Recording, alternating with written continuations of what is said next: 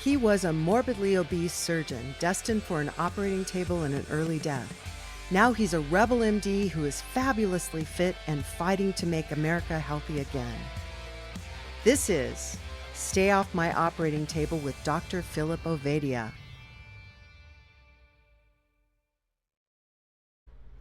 Hey there, this is Jack Heald, the co-host and producer of the Stay Off My Operating Table podcast, with a brief note about today's episode. Phil and I tried to use a new platform for hosting and recording the show. We'd done some testing with it. It seemed like it was going to do a great job for us. It offered all kinds of new potential that wasn't available with the previous platform we'd been using. So after testing, we said, let's do it. We're going to do it. And we had trouble with our prior episode that we recorded with this particular platform, but it was good enough, and so we used it. Today, however, with this episode that you're seeing, the platform failed miserably. It failed in this way. About 55 minutes into our conversation, it just simply locked up on our guest, and we were never able to get him back.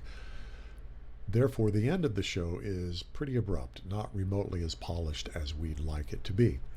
Nevertheless, we agreed that the conversation itself up to that point was compelling enough that we wanted to go ahead and release it anyway. So I apologize for the abrupt, not at all polished end to today's show.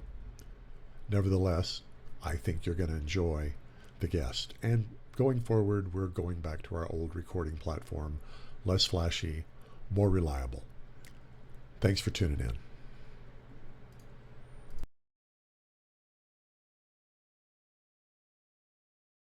Everybody, we've got a show today. Most of the time, we're super science-y, which is good for people like, well, most of the people that we have on. I'm not one of those real science-y people, and I'm thrilled, Phil, today that we have somebody who's, I feel like, might be more my kind of person. So why don't you give us the intro here? Yeah, really excited to have this conversation today with Erwan Le Corre. This is going to be a little bit different and in a good way, because Erwan is really I think has a pretty unique take on some of the aspects of health that perhaps we don't get into as much as we should on our sort of diet-focused discussion. So really excited to dive into some of these other areas. I think Erwan is our first world record holder that we've had on as a guest on this show. So we're going to get into that as well. But Erwan, why don't you introduce yourself to our audience, give a little bit of your story and what got you here. All right. So right now I'm in Santa Fe, New Mexico, where I live. I'm originally from Brittany, France. Nobody's perfect. And I've been living in the US since 2009.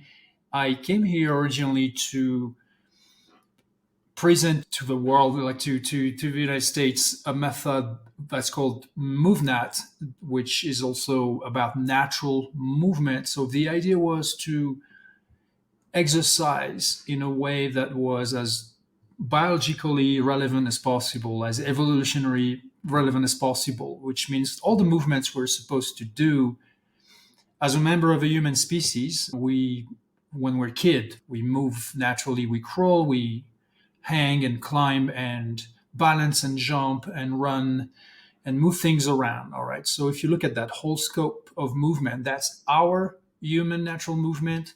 You can become very good at it. It can be very technical. And in fact, it is the original way of exercising and being strong and physically capable. So I came here in the United States in 2009 to teach this. The MovNat company has now instructors all around the world. We have events all around the world and certification. We certified people in the ability to teach this system. And more recently, in the last few years, my emphasis is on breath holding, which I call BreathHoldWork, as a meditation, as something that is good for you, good for health, good for your physical health, and good for your mental and emotional health. And that can be practiced just like a meditation. It is actually a meditation. Okay, you're going to have to. I did a little bit of reading about you, and I just want to hear. I want to hear it from your own lips. It's about, first of all, world record. What is? I want to know how it's certified, measured, so forth and so on. We'll get into all the health stuff here in a minute, but this is just almost the nuttiest thing I have ever heard of. All right, so I just would like to right away I'm sorry about it, but I have to rectify that information. I'm not a world record holder. I have the CMAS US national record for static breath holding, which means that I held my breath the longest. That's what it is. So it's an amusing performance, but it's true that most people are terrified just at the idea of holding their breath because everybody knows that it's very unpleasant. There is a way to turn it and to make it become somehow pleasant. In fact, in my practice, I find it very pleasant. And also simply because everybody knows that if you keep doing that, it's so vital to breathe that it could have consequences. But in fact, it not only, if done properly, it does not have consequences. Actually, it can have very good consequences, very good outcomes, very good for your health to hold your breath from time to time. Okay, so what's your record? The official duration was 7 minutes, 8 seconds. I must say that's it's below what I can do. In my personal practice, I can go beyond 8 minutes. But it was not a good day because the weather suddenly changed. The water became cold, the air became cold. I got cold, and once you become cold, you tense, your body tenses, tries to warm itself up, of course, thermogenesis. And it also consumes a lot more oxygen. And therefore, your hold time is going to be reduced. So that day, I was not able to hold my breath as long as it literally cost me a whole minute. But it's okay. I will fix that soon, normally mid-October. So, this is so interesting to me in the context of our beliefs and the limits that we think our bodies can go to. And many people are under the impression that, if you go a day without drinking water, you'll die. If you go a couple of days without eating food, you can't survive. And, when you really start to look into these things, you realize, that the record for the longest fast is over a year. The longest recorded medically supervised fast was over a year, and the person not only survived but thrived. And many people would say, well, if you don't breathe for a minute, or maybe 2 minutes at the most, you're going to die. You're going to be your brain will be deprived of oxygen, and that will be fatal. And here you are saying that, you can go 8 minutes without breathing, and not only does it not harm you, but it actually makes you better. So, why do you think people have these kind of limiting beliefs to start with? And then, the other thing I want to really understand, kind of get into is, how much of what you do is the physical training versus the mental training part of it? Yes. All right. So those are two let me answer the first question first. Why is it that people have in mind those limitations? Well, especially when it comes to holding your breath, everyone has tried to hold the breath the longest. And typically that's a few seconds, 30 seconds, a minute, 2 minutes, sometimes 3 minutes in people who are either healthier or have more willpower somehow. But it doesn't go beyond that. So it does seem, through everyone's personal experience, it seems obvious that you will die beyond that minute, that first minute, those first 2 minutes, 3 minutes. Anyone who has had a near drowning experience also feel that way, that they were on the verge of dying because they couldn't breathe anymore. And then also very few people practice this this ability or other abilities. So since there are very few people who investigate those limits and to also push them, very few people are aware that it's possible. Yeah. So it's called conventional wisdom, but it's more convention than wisdom. And those limits are, but then yes, right to your next question, Philip. Actually, it's a great segue. What's the part that matters the most between physiology and the psychological aspect of it or emotional aspect of it? In fact, the emotional aspect of it or mental aspect of it, which is in fact the neurological aspect of it, is much more important than it looks. It may seem that it's a matter of seconds or literally 1-2 minutes before you run out of oxygen when you don't breathe. But the same way that person was able to fast a whole year, which we agree is very extreme. However, 1 week, 2 weeks, 1 month is not extreme. A lot more people than we think do that or have done that, and including medically recorded and without any consequence, actually with positive consequences. The same goes with the people who hold their breath systematically, methodically, especially in the what's called the free diving community. Free diving being a sport, so that sport is all based on holding your breath, that you hold your breath doing nothing like I do, because of course I'm French, so I'm lazy, I do nothing, just hold my breath. Other divers, they either dive for depth, so then they are going to undergo extreme partial, very high partial pressure because of depth, and others do that in pools. So it's a dynamic free diving, but all based on holding your breath. And much more studies than we believe have been made on those practitioners. And there's not a single study that ever showed that there were, for instance, what's called brain insults. So damage to the brain. It's actually the opposite. The opposite, because for instance, I can leave the list of physiological benefits for maybe another question. But yes, the part that is the mental part, the emotional part, is extremely important in the ability to hold your breath. That is how you can keep overriding the autonomic nervous system, because when you make the decision to hold your breath, it's a decision that your conscious mind makes. All right, so we're talking about the prefrontal cortex, consciousness. Then in the background, always you have the autonomic nervous system that operates our breathing so that we can be busy doing something else, living life. And now we have a conflict of executive powers within the brain. We have one that says, I want to hold my breath, and therefore I can do so. So I do it because I can. And the autonomic nervous system is like, hold on, it's my job to regulate breathing. So conscious mind overrides the subconscious mind or the autonomic nervous system.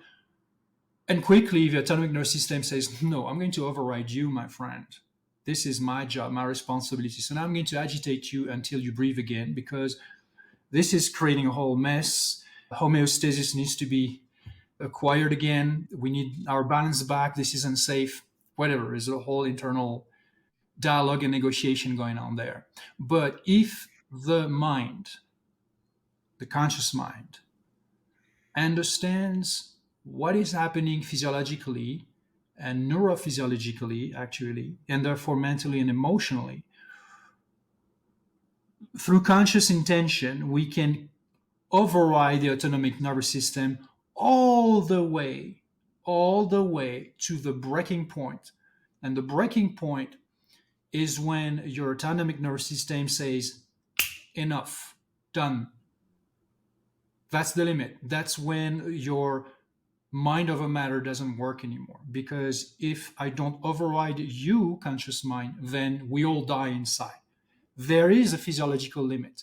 But that physiological limit is way further than we consciously believe. So just removing that belief that we're going to run out of oxygen quickly, that it's going to harm our brain, kill brain cells, which is a myth. Just by removing that already and understanding that by staying calm and meditating, we can explore much further. That's already a very strong point. And I just want to finish on that by saying that this is what explains why my students are able to multiply their maximum breath hold time by 2, 3, or 4, sometimes I've seen 5 times longer compared to pre-instruction time.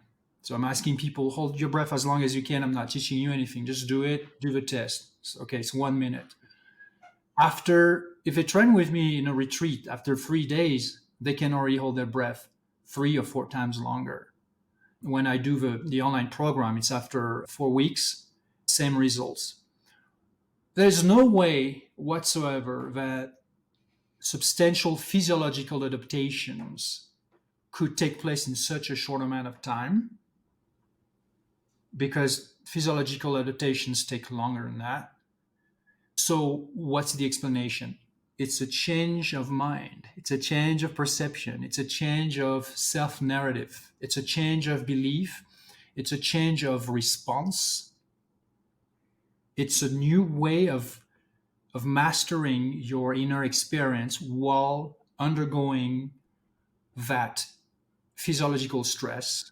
It's basically a respiratory stress that is not based on ventilation, but it's based on the non-ventilation that then affects cellular respiration. And when cellular respiration is affected, obviously, this is maybe the most primal, most instant form of life threat anyone could ever go through. So, can't breathe. It's terrible. But we can overcome that. And that's what I teach.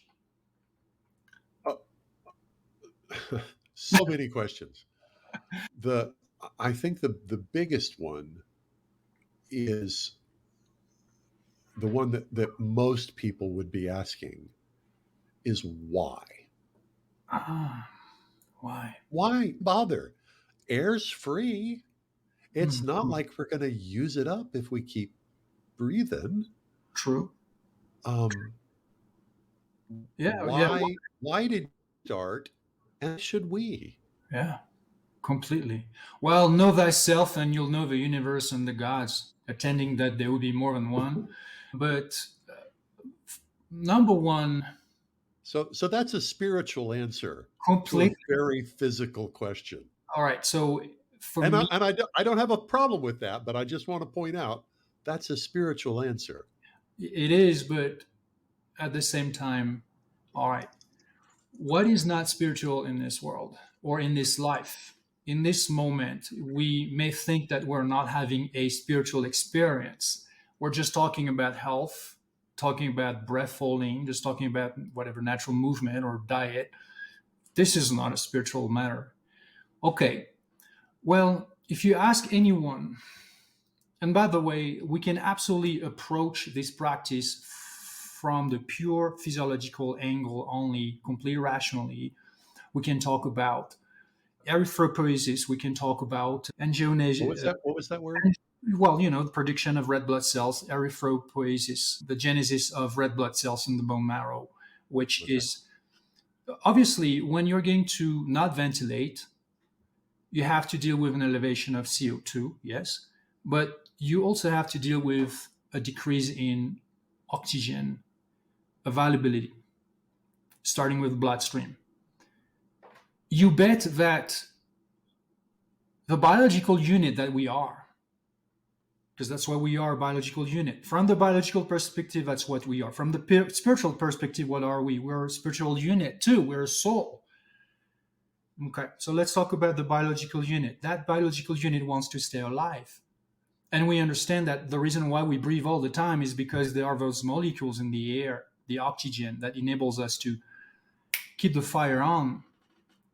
And because we're an energy system, we're energy systems within one energy system. So to fuel all these energy systems, we need oxygen. If we don't replenish our oxygen quickly, we will indeed die. So that's an important preoccupation. So when we expose ourselves to what's perceived as a threat, And I'm not even talking about the mental, emotional, neurological side of it. I'm talking about the purely physiological part of it. It induces plasticity, of course.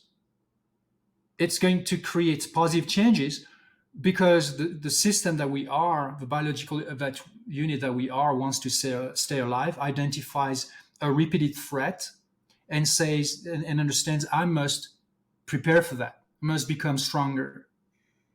So if you expose yourself to bouts of hypoxemia, just hypoxemia, I'm not even talking about hypoxia, just the reduction of oxygen saturation in the bloodstream, which is going to be a first indication that, hey, down the line, that means hypoxia, potentially including cerebral hypoxia. Now, this is very extreme. What do you think that system is going to do? It's going to prepare for war. It's going to prepare for it. So there's going to be a whole cascade, a beneficial one, of physiological adaptations to prepare for that kind of battle. You're going to equip yourself. So that means angiogenesis, creating more new vascularization, new blood vessels, more red blood cells. So the bone marrow is going to be able to produce more red blood cells, more hemoglobin of better quality. Also means the spleen is going to better filter that, better shape those hemoglobin cells. It's going to also increase the size of the spleen, but we're not talking about the spleen enlargement. That's the bad condition. We're talking about literally a healthily enlarged spleen that can have more oxygenated, super oxygenated blood as a reserve when you start to lack oxygen. Cerebral blood flow is going to get much better. When we talk about new blood vessels, we're not just talking about the arms and the legs, because where do you think that blood and that hemoglobin should go first?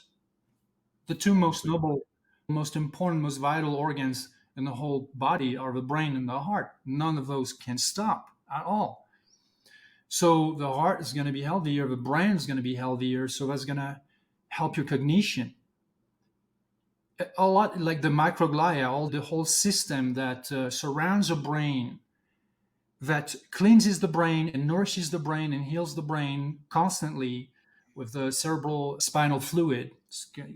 All of that, all aspects of that is going to be getting a special treatment of like, okay, we're going to take good care of you because you're going to battle and you need to be ready. We cannot deoxygenate. We cannot get hypoxic. We have, therefore, to become super oxygenated. And that's just the physiology. That's just the physiology, because mentally, emotionally, there are also new neural pathways that are going to be created in the brain to handle the stress. So resiliency, the ability to stay patient, to stay composed, to stay positive, to be patient, to be confident, all the positive stuff. Those are neural pathways that are going to be created and then myelinated, so reinforced in the brain to make you able to always better handle the stress that is taking place at a physiological level. So it's a whole world. It's not just like, oh, why would I do that? Well, why would you exercise anything in your body or in your mind? Why do you practice any skill? Why do you practice any form of fitness? Why do you do any form of therapy? Why do you diet in any way? Well, it's simply because you want to improve who you are, your physiology, your mentality, your spirituality, your ability, whatever it is. You want to be or become a better version of who you are. And to become a better version of who you are, it doesn't happen without some work. So you got to get to practice. Voila. Yeah, this is amazing. So first of all, as a heart surgeon, of course, I'm very glad to hear you say that the heart is one of the two noble organs in the body. But as a heart surgeon, I deal with this physiology every day in the operating room, and this struggle, this battle, as you said, as people's hearts, aren't working optimally. And so the physiology of this is fascinating to me, the spiritual part of it as well. And I'm torn between which avenue to go down. But just to maybe go to a kind of basic physiologic question, I guess, that people might have, understanding that it's actually the buildup of the carbon dioxide in our blood that stimulates us to breathe. It's not the lack of oxygen or lowered oxygen levels, as many people believe. But over time, are you able to adapt to higher carbon dioxide levels? Is that one of the adaptations that occurs with this training? It's one of them. It's one of them. It's the infamous CO2 tolerance. And yes, okay, I agree with you and also disagree with you. And let me explain why. On the fact that CO2 is the main driver to the what is called the urge to breathe. So when you exercise, obviously, yes, your metabolic rate goes up. You consume more energy. You burn more oxygen. The byproduct that CO2 needs to be exhaled. But you're also breathing faster because you do need more oxygen. So it's not just the CO2 that is going to trigger the urge to breathe. To me, I've been going away from the notion of CO2 tolerance. I simply talk about tolerance. And tolerance is it's in the brain. It's in the nervous system. And it's also in the mindset. So which, by the way, consciousness and emotions, they stem from the brain, which is a biological tissue. So it's basically also an expression of the body. Like you look at goosebumps on your skin, you're like, well, that's purely physical. Well, we don't think of emotions as purely physical, and yet we can feel them in our body. It's physical. And yet, yes, also we are spiritual beings, and I can talk about that later and why it's important to understand that. But why is it? Let's get back to that idea. To me, it's a myth that CO2 alone is triggering the urge to breathe. And let me give you several examples. So typically we talk about the chemoreceptors. There are central chemoreceptors, peripheral chemoreceptors, and we're told that most importantly the central chemoreceptors, which are in the respiratory centers in the brainstem. They are going to monitor exactly the pH of the bloodstream, since all of our tissues have a specific pH. So any change in that pH is going to require a regulation. So again, always homeostasis. So the pH decreases because CO2 goes up. Chemoreceptors are like, whoop, we need to regulate that. If that becomes a little too extreme, then we start to become agitated. And so it's going to say ventilate faster until you somehow flush out that excess CO2, and then you'll feel fine and you'll be recovered. That works especially in my opinion, for exercise. So when we exercise, that is very true. We need to release more CO2 since we produce more CO2. We also need to inhale more oxygen since we burn more oxygen. Now, when you hold your breath, it's a little different. It's actually very different, because to me, what's a common misconception is that it's only the increase of CO2 that is going to trigger the urge to breathe. So you hold your breath, you're not doing anything. You stop your ventilation. Yes, but the cellular respiration doesn't stop. It never stops. So we keep using oxygen and we can producing CO2. That CO2 accumulates in the bloodstream, in the lungs, in the plasma. And then those chemoreceptors are like, okay, we need to regulate that. So it would make sense to think that the moment we exhale, we feel better. So it's more the exhale that's going to relieve us than the inhale.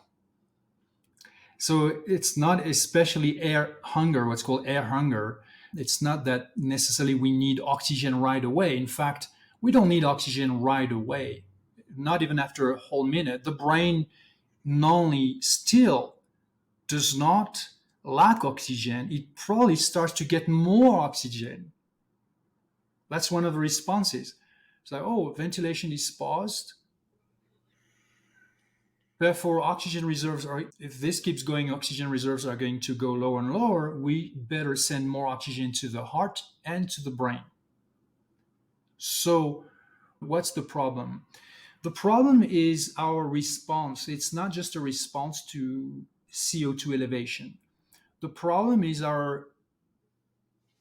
it's perceived as a mental and emotional response, but it's triggered by, in the brainstem and then in the limbic brain, it's triggered by what's perceived as a threat, a vital threat. The moment, every time, every single time, regardless of the nature of the threat, anytime we feel threatened, that the threat is legit or not, that it is imminent or more distant in the future, we get tense. We get agitated. It's the famous fight or flight response. So why is that? Because most of the time that, by the way, that we fly, that we move away, or that we fight to deter the threat, to create a distance with the threat, we need agitation. We need agitation. We need movement. So when that threat is perceived, what we want is to agitate, not consciously, but unconsciously. The nervous system wants to agitate itself to create a distance with the threat. What is perceived as a threat? It's not just the elevation of CO2. For instance, when you hold your breath, you take a large breath. Normally you exhale, and now you are not exhaling.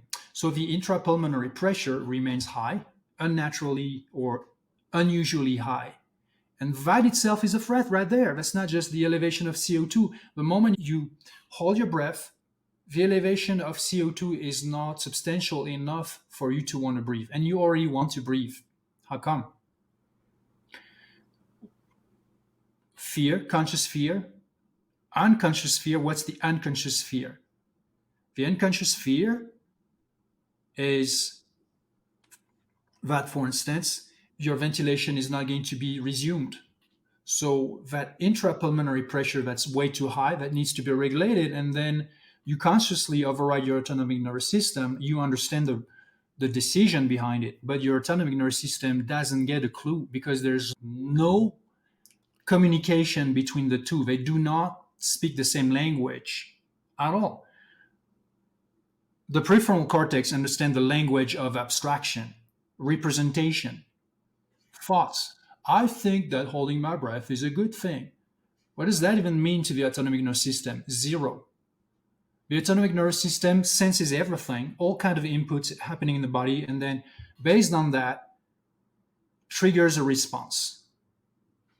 Good or not, efficient or not, whatever it believes it needs to do to stay alive, it's going to do. Most of the time, guess what it is? Agitation. So you have intrapulmonary pressure very high. There's a reflex in the brainstem. I think it's called the Brewer hearing reflex, that says that up to a certain point of intrapulmonary pressure, you should not inhale more. So the fact that you are holding your breath and maintaining that intrapulmonary pressure, intrathoracic pressure, that high already is a threat. So there's that. But then most importantly, and I hope I'm not too long. Oh, this is fascinating. It's an oxygen problem. And I can completely blast that idea of CO2 tolerance is the main thing because the body has no way of knowing the body does not react to a lack of oxygen.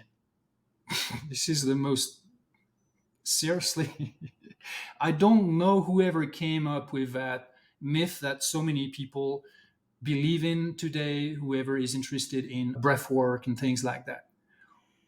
Oxygen levels are much more important and vital than CO2 level. The body can deal with crazy levels of hypercapnia, high levels of CO2, and it's going to be completely harmless.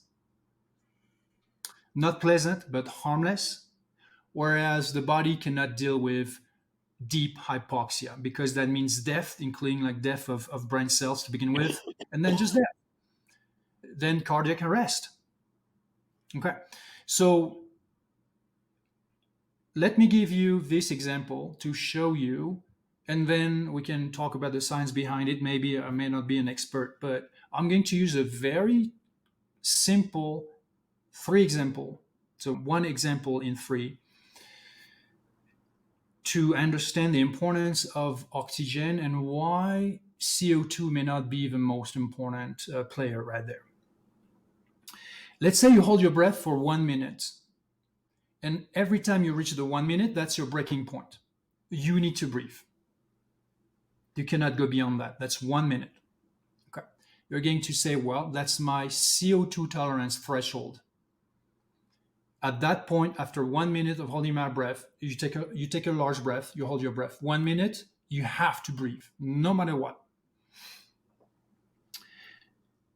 So your CO2 tolerance, extreme CO2 tolerance is 1 minute. Do you agree with that? Okay. Okay. Yep. All right. Now, what happens if you forcefully exhale all of your air? How long does it take for you to want to breathe badly? 10 seconds. Not very long.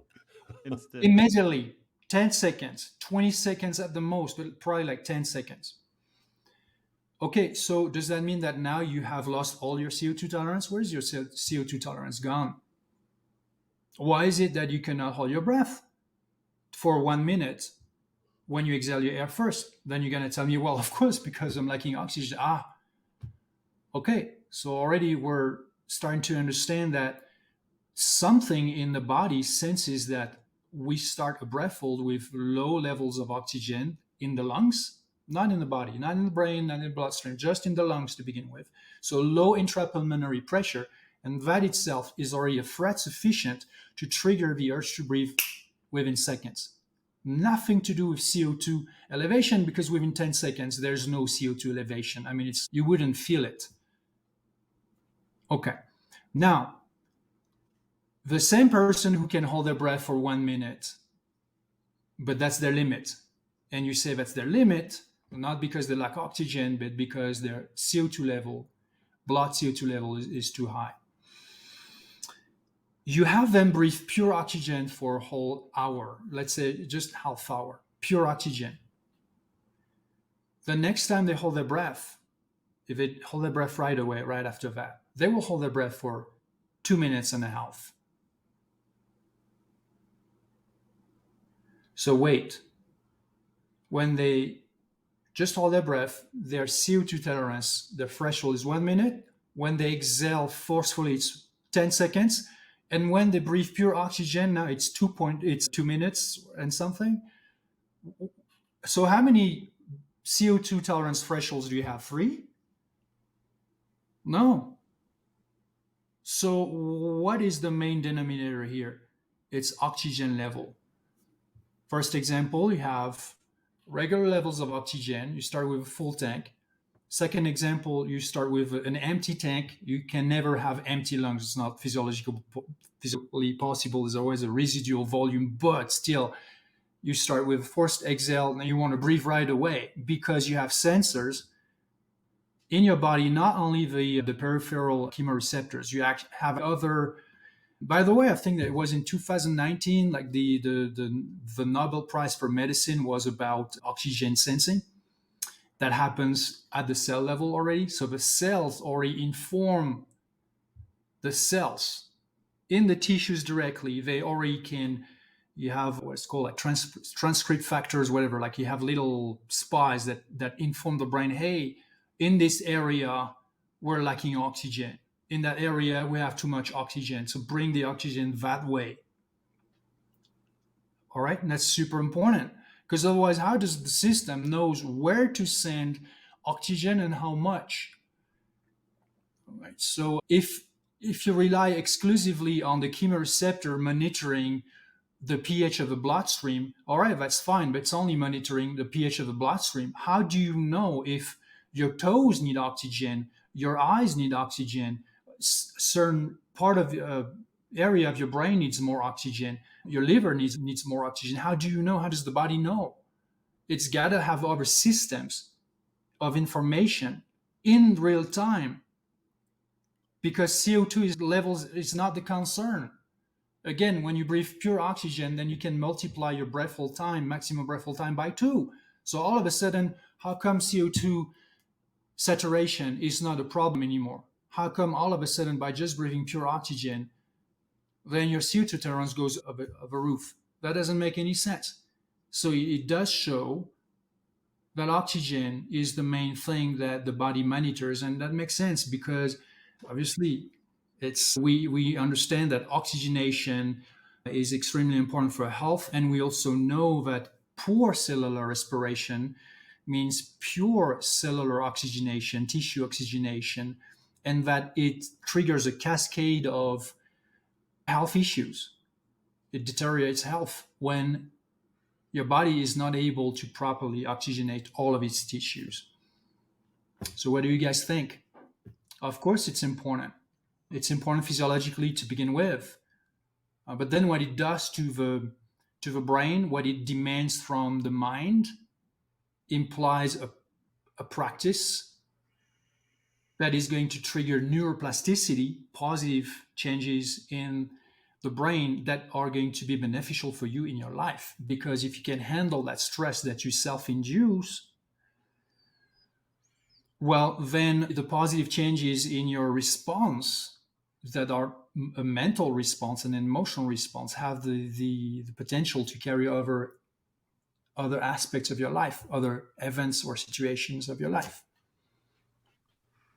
Yeah, let's dig into that a little bit more. So you said this is sort of a meditation-like state that you get into during these, when you're doing this.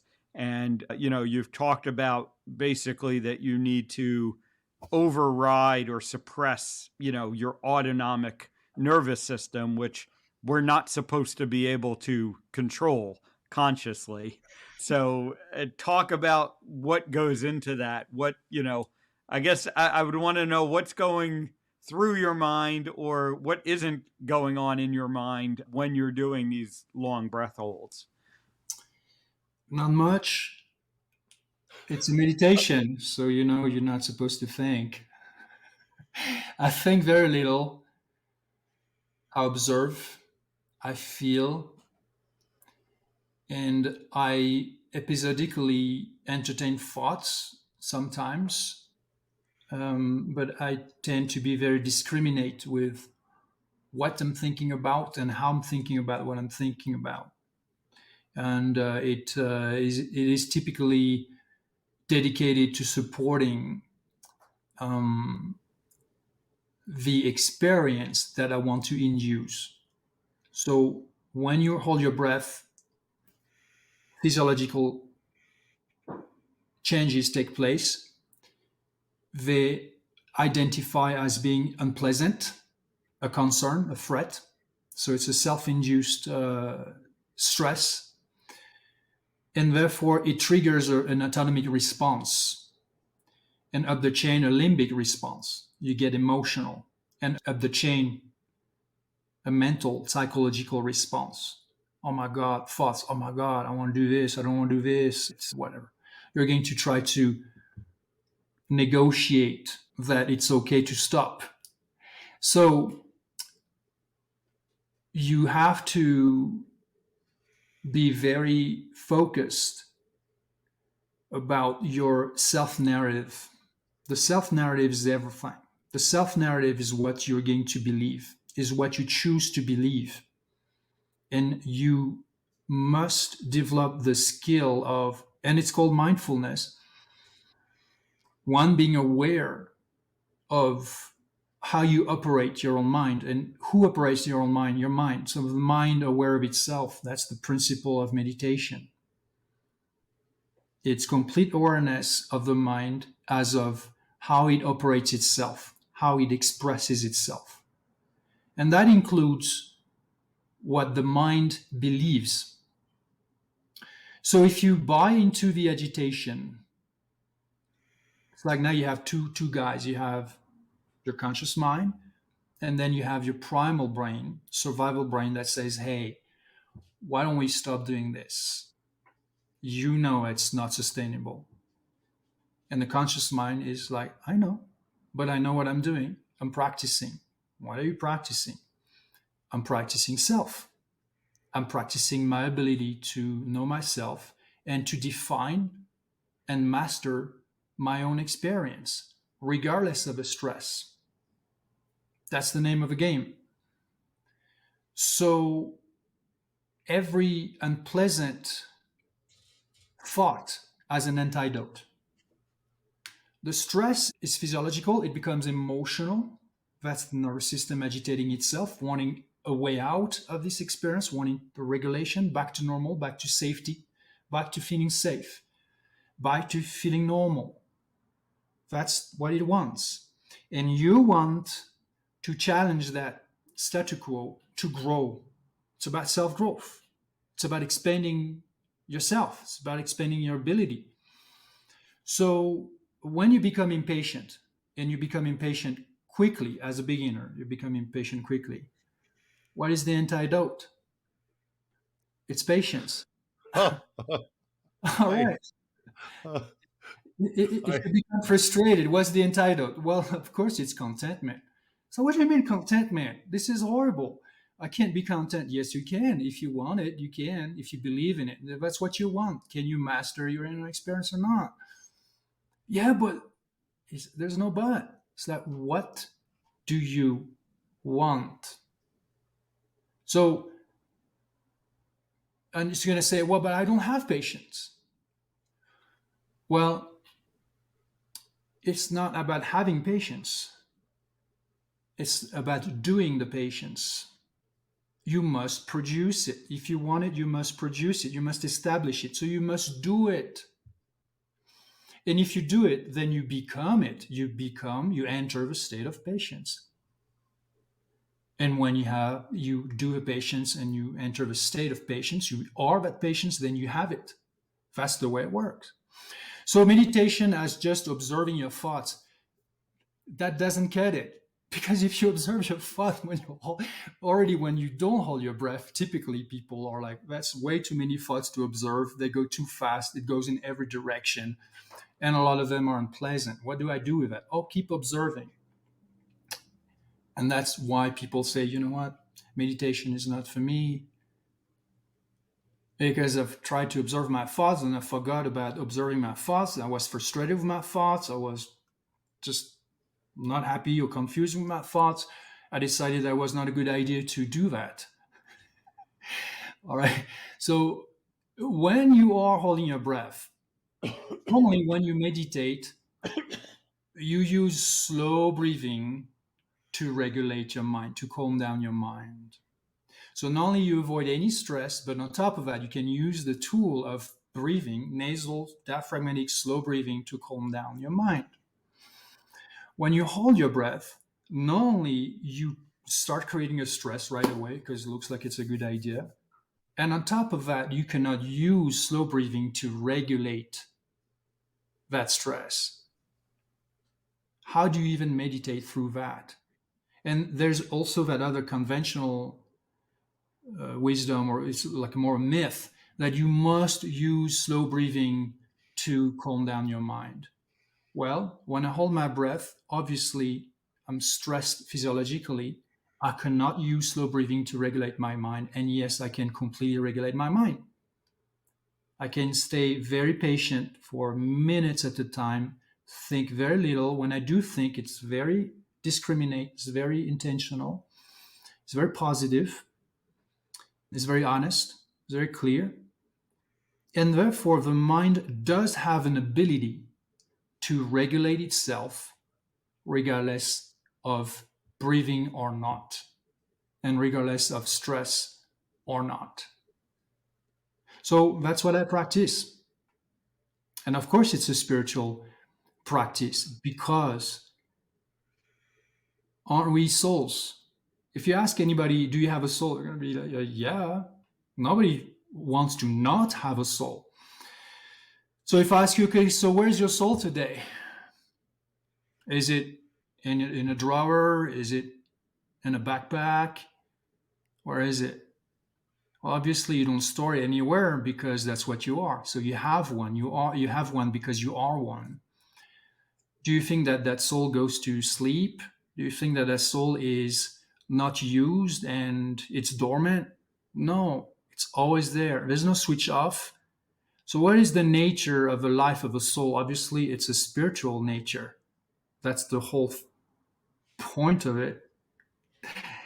So it doesn't matter that we talk about cooking, gardening, music, wine, politics, religion, about a so-called spiritual topic or non-spiritual topic, entertainment, what's on Netflix, whatever.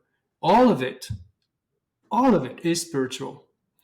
Spirituality is when you become very mindful about that reality and decide to explore it and to express that nature of who we are, that fundamental nature of who we are, in a way that is the most meaningful to you, most rewarding and most pleasant to you. That's what it is.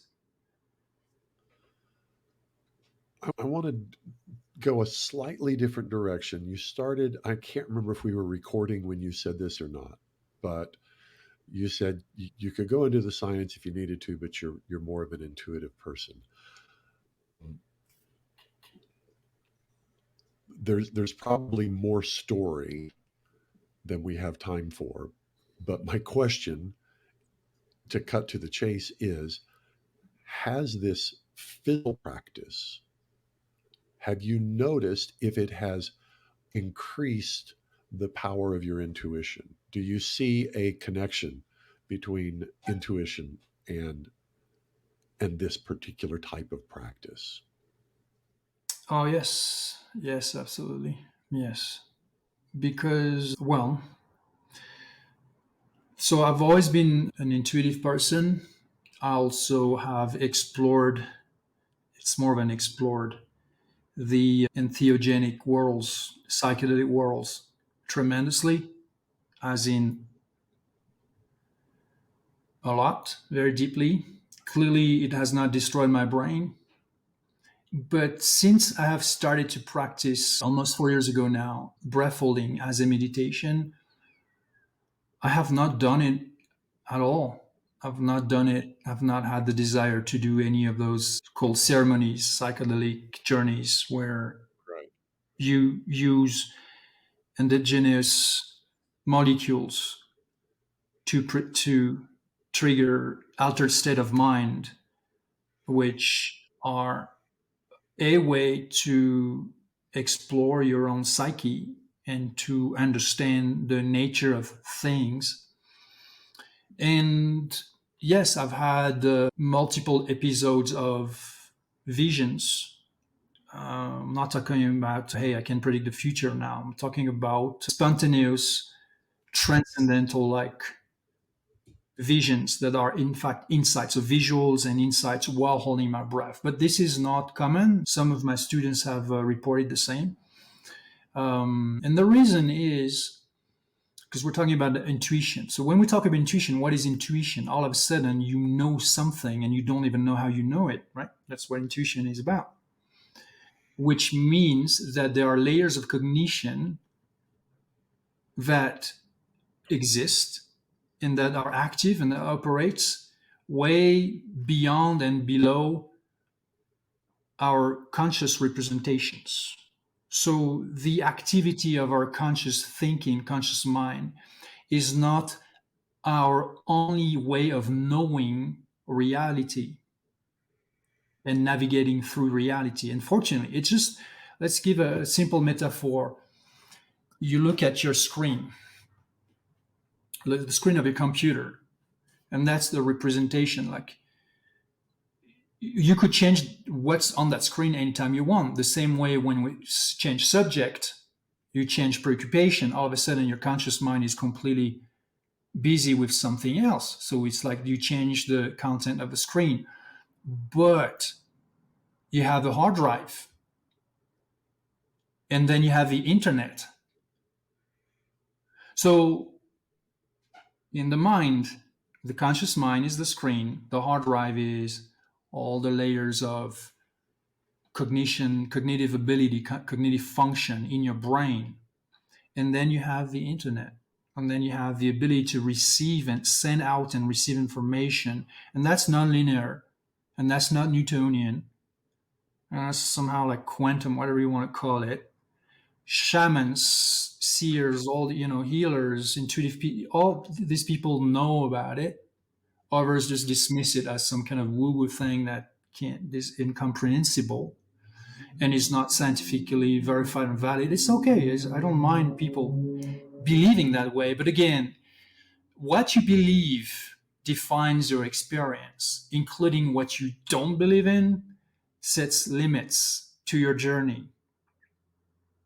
So intuition is real. Intuition is when your cognition is able to go deep, deep, deep, operate beyond your conscious thinking and go find data and information. And all of a sudden, you get the insight. Oh, intuition. Where does that come from? Who cares? But it's there. That's intuition. So when you practice meditation, that you breathe, but you don't breathe, all these practices have the ability to give you more of that intuition, to clear up some areas of your mind, remove some of the limitations, and give you access to more cognitive output and input. Yeah, so fascinating. Certainly in medicine, we recognize the role that the mind plays, but we tend to ignore it because we can't measure it and we don't think we have ways of controlling it or manipulating it, as we often times turn to in medicine. But it's so fascinating. Even as I've gone through my exploration journey around all of this health stuff and nutrition and all that, to see how you keep coming back, it keeps bringing you back to mindset and to the mind. As chances are you wouldn't be listening to this podcast if you didn't need to change your life and get healthier.